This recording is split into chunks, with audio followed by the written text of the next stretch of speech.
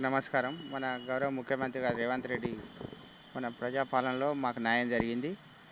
Chinna Reddy sir మా ఒక వినతి విన్నాడు, మాకు స్పందించుడు మా దరఖాస్తుకు. మంచిగా ఉన్నది 2 సంవత్సరాల పాలన. మా భూమి కబ్జా చేసిండు ఒక రేషన్ డీలరు. మా భూమి కబ్జా చేసి మా భూమి పక్కన ఉన్నటువంటి భూమిని కబ్జా చేసి దాన్ని ధరణిలో ఏరేటోళ్ళ పేరు మీద పడితే మాకు తెలియకుండానే ఎక్కించుకొని మా భూమిలోకి మమ్మల్ని రానియకుండా అంతా జేసీబీ పెట్టి దాన్ని సదనం చేసి మమ్మల్ని రానియకుండా మాకు డబ్బులు ఇవ్వకుండా మా భూమి మాకు ఇవ్వకుండా మాకు అన్యాయం చేసిండు. మా కుటుంబాన్ని వచ్చేసి మా బాబాయ్ది 5 గుంటలు, మా నాన్నగారిది 5 గుంటలు. మా నాన్నగారు నాకు ఇచ్చినటువంటి 5 గుంటల్లో మా అన్నని కూడా ఆయన బెదిరియడం జరిగింది. రేషన్ డీలర్ కాబట్టి బియ్యం ఇయ్యను అని బెదిరియడం జరిగింది. గతంలో కూడా మా సిస్టర్ని మా బ్రదర్ని కూడా బెదిరిస్తే కూడా పోలీస్ స్టేషన్లో కూడా కంప్లైంట్ ఇస్తే ఆయన మాత్రం తప్పించుకొని ఏరేటోళ్ళ మీద ఎఫ్ఐఆర్ అయింది. పోలీసులతో మేనేజ్ చేసుకొని ఆయన మాత్రం ఎఫ్ఐఆర్ నుంచి తప్పించుకున్నాడు.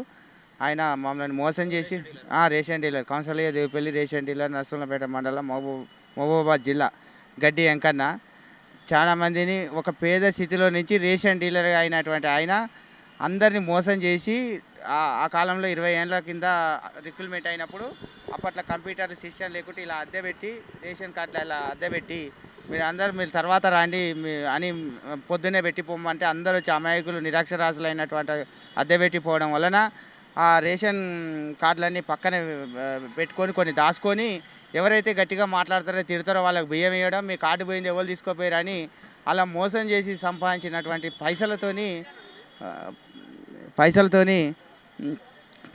ఆయన పేద స్థితిలో నుంచి ఇలా ఎకరాల భూములు కొనుక్కొని ఇలా కోట్ల రూపాయలు సంపాదించి కొడుకులని అమెరికాలో చదివించుకుంటున్నాడు.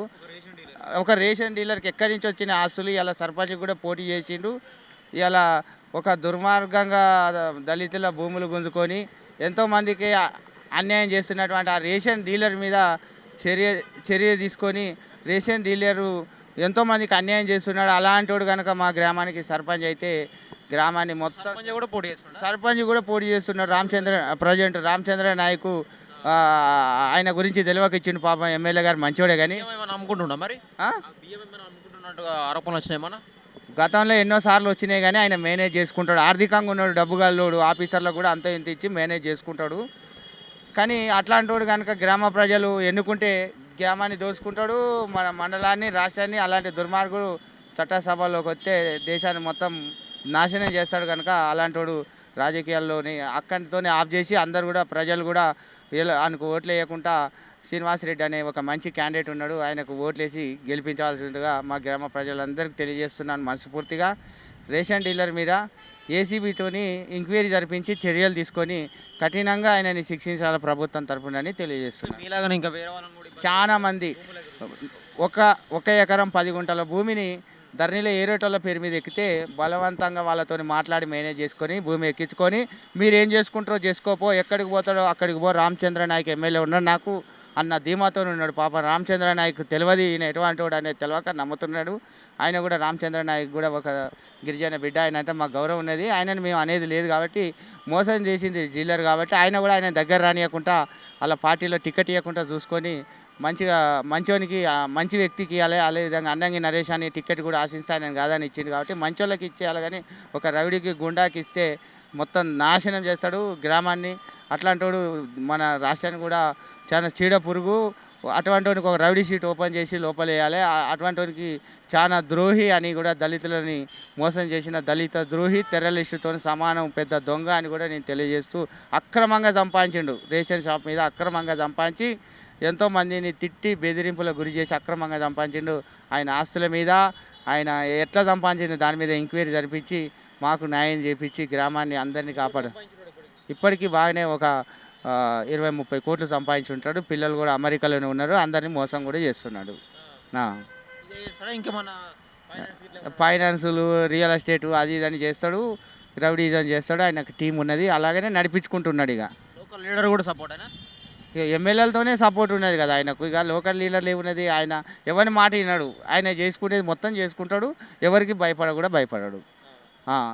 ఇక అట్లాంటి వ్యక్తి ఆయన దాంట్లో ఒక ముత్యాలమ్మ టెంపుల్ అనేది ఉన్నది మాకు సంబంధించింది. ఆ టెంపుల్ కూడా కబ్జా చేసేసిండు. ముత్యాలమ్మ టెంపుల్ దారి ఉన్నది, దారి కూడా ఇస్తలేడు, దాన్ని కూడా కబ్జా చేసేసిండు. విలేజ్లో ఉంటుంది, విలేజ్లో ఉండే దాన్ని కూడా దాన్ని కూడా ఎవరికి అమ్ముకొని దాన్ని కూడా కబ్జా చేసేసిండు. ఆ టెంపుల్ కూడా లేకుండా చేసిండు. చాలా అగత్యాలు చేస్తున్నాడు. చాలా మందిని కేసులో కూడా పెట్టినా తప్పించుకుంటున్నాడు. నా ప్రభుత్వం ఎందుకు ఆలోచిస్తుందో, రామచంద్ర నాయక్ ఎందుకు కాపాడుతున్నాడో అర్థం కాని పరిస్థితి ఉన్నది. మరి ఏమైనా ఫోన్ మాట్లాడే ప్రయత్నం చేసిండా చెన్నారెడ్డి గారు? చెన్నారెడ్డి గారు మాట్లాడిండు, అధికారులతో మాట్లాడిండు. మాకు న్యాయం వాళ్ళు కూడా ఎంక్వైరీ చేసి న్యాయం చేస్తామని హామీ ఇచ్చిండు. నాకు మంచిగా అనిపించింది. చెన్నారెడ్డి గారికి, ముఖ్యమంత్రి గారి మీద నమ్మకం ఉన్నది. అలాంటి ద్రోహి గడ్డి వెంకటరెడ్డి అటువంటి ద్రోహిని కఠినంగా ప్రభుత్వం శిక్షించాలి. ఎంతోమందిని మోసం చేసిండు.